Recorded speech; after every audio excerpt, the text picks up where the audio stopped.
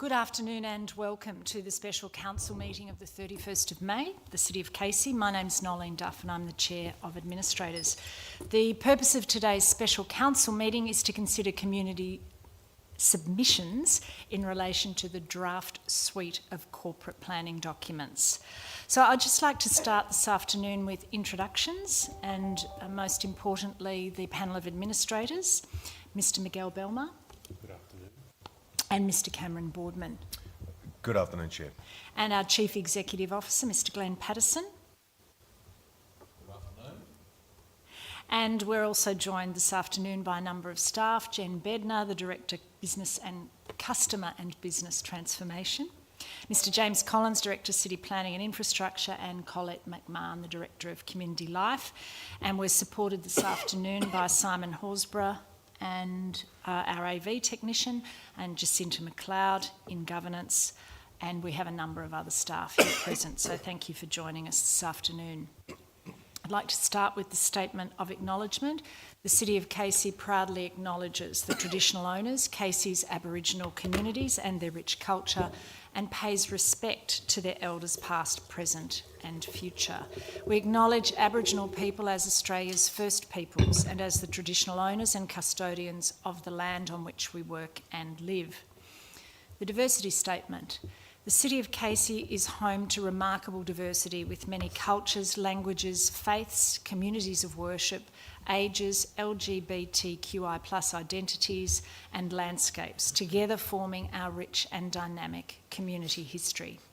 From our first Australians to our most recent arrivals and every wave between, the City of Casey welcomes and represents all community members and their respective ambitions to live healthy, rewarding and happy lives. We recognise this diversity as our strength and we aim to share, nurture and celebrate it. Item 2 is the direct declaration of interests. I have considered my obligations under Section 130 of the Local Government Act 2020 and have no conflicts to declare. Do any council officers or my fellow administrators have any conflicts to declare? I have no conflicts, Chair. Thank you, Mr Boardman. I have no conflicts, Chair. Mr Belmar. Item 3 is public question time, and there are no public questions received for this meeting. And item 4 are officer reports, and there is only one report for consideration this afternoon at this special council meeting, and that's item 4.1, the Corporate Planning Suite of Documents Public Submissions Hearing. Whilst we have received 5 submissions, which are part of the documentation in the agenda on our website, we have no one of those submitters who is interested in presenting to the council to speak to their submission. So with that, I will move to my colleague administrators for a mover and seconder for the adoption of the report. Do I have a mover? Yes, I'll move the report. Thank you, Mr Belmar. And a seconder? Seconded, Chair. Mr Boardman. Mr Belmar, would you like to speak to the report? Thank you, Chair. I'd like to begin by thanking all members of the community who have not only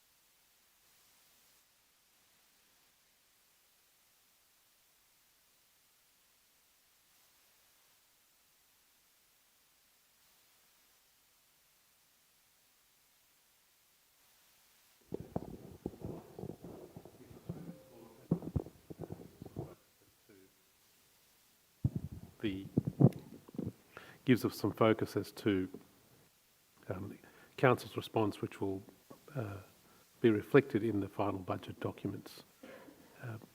So really with those comments, Chair, and again thanking the community for the interest they have taken in both reading the documents, making submissions. I note also, just as a final comment, that one of the submissions relates to commercial property in the Endeavour Hills area, and I'm mindful that it's always interesting that residents have a view as to where council boundaries might be, but that's a matter that council can't assist with, but obviously it's something that council takes into account, that it's important that we're always able to respond and ensure that residents understand where the boundaries are.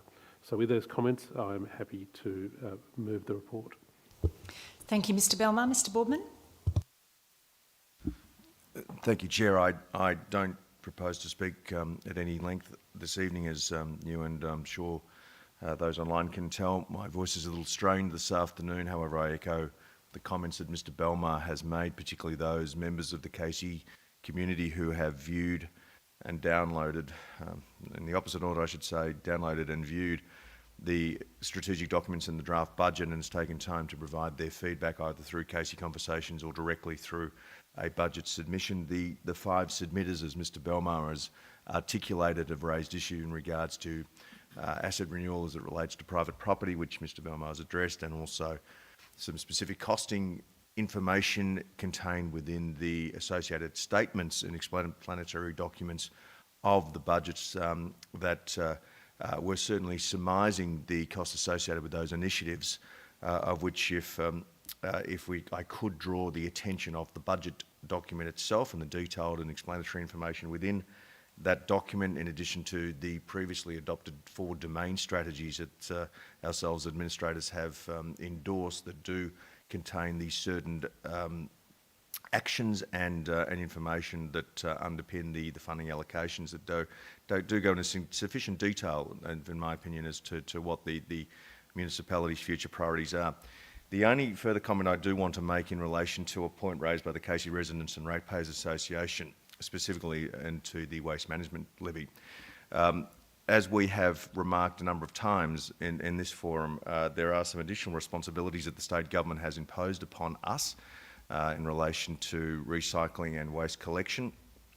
The costs that the state has provided has not necessarily been sufficient to meet those additional requirements, and this is something that we are very conscious of and further considering from not just an expenditure aspect, from a service delivery aspect as well. And that has resulted in those adjustments. It's something that we do have a legislative obligation to fulfil, and whilst we do accept the point that the Ratepayers Association has made, it is something that is foisted upon us by Spring Street, and we do need to make necessary adjustments to meet our legislative obligations, as I said, and also our community expectations. But in summary, Chair, if I could again thank all of those members of the community that have viewed these documents, that provided feedback.